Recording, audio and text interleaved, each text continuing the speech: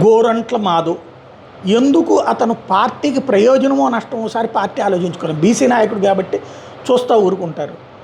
భారతి గారి మీదన చేసినటువంటి కిరణ్ అనే వ్యక్తి చేసిన వ్యాఖ్యల మీదన ప్రతి వైఎస్ఆర్ కాంగ్రెస్ పార్టీ కార్యకర్త ఆగ్రహంతో రగిలాడంటలో తప్పేం లేదు. అదే సందర్భంలో కఠినంగా శిక్షించాలని కోరుకున్నారు. ప్రభుత్వం కూడా స్పందించింది, అతని మీద కేసు పెట్టింది. సొంత ఐటీడీపీ కార్యకర్త అతని చేత క్షమాపణ చెప్పించింది, ప్లస్ అతన్ని అరెస్ట్ చేసింది. ఎనఫ్, ఇక చట్ట ప్రకారం చర్యలు తీసుకోవాలి. ఈ టైంలో వచ్చి ఈ తరహా వ్యవహారం ఏంటి? అతన్ని చంపేస్తానంటే అతని మీదకి వెళ్ళడం ఏంటి? పోలీసుల చేతుల్లో ఉండగా గోరంట్ల మాధవ్ ఇక్కడికి వచ్చి అతని వెంటబడ్డ ఆ వెహికల్ వెంటబడ్డం ఏంటి? ఎందుకు ఈ అతి ప్రవర్తన వల్ల ఎవరికైనా ప్రయోజనం ఉందా? ఇదే లెక్క అయితే కనుక ఇదివరకు భువనేశ్వర్ గారి గురించి మాట్లాడినప్పుడు తెలుగుదేశం పార్టీ నాయకులు వచ్చి ఎవరన్నా ఇట్లా చంపేస్తామన్నారా? ఇట్లా వెంటబడ్డారా? ఈ గోరంట్ల మాధవ్ వల్లనే అసలు వైఎస్ఆర్ కాంగ్రెస్ పార్టీకి మొట్టమొదటి మైనస్లో వచ్చింది.